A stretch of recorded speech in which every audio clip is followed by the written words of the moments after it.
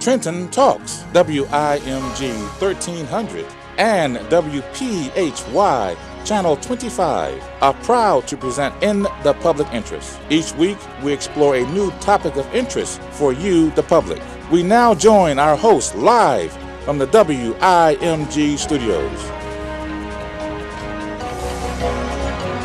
Good evening, everybody, and welcome to In the Public Interest, The Other Side with K-Row.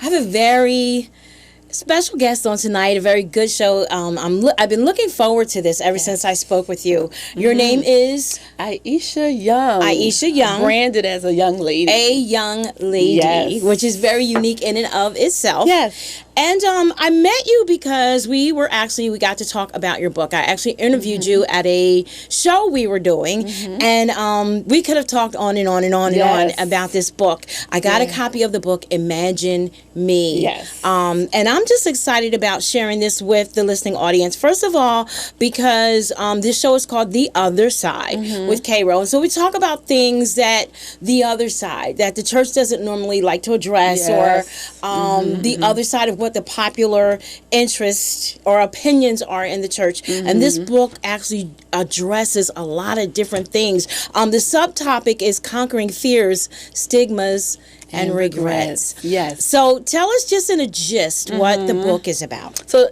the book is about cycles of dysfunction, Yes. or another word often used, generational curses. And Right. About breaking them. Right. And understanding that your generational bloodline was only your transportation into temporary planet Earth, but it's not who you are. Right. Yeah. So. And when I interviewed you, I said I don't believe, especially for the believer, in generational curses. Right. I don't believe in that. I know that's a buzzword. I know people talk about that because the Bible says what God has blessed cannot be cursed. Correct. So I don't believe any of us that are believers are under a curse. However, I do believe in generational cycles and cycles of dysfunction that carry on from generation to generation. We ignore these things. We sweep them under the carpet. We think if we ignore it, it'll go away. Nobody wants to talk about it. Uncomfortable. And what happens is it doesn't go away. It doesn't get better. And actually, generation after generation, it actually gets a little bit worse. Exactly.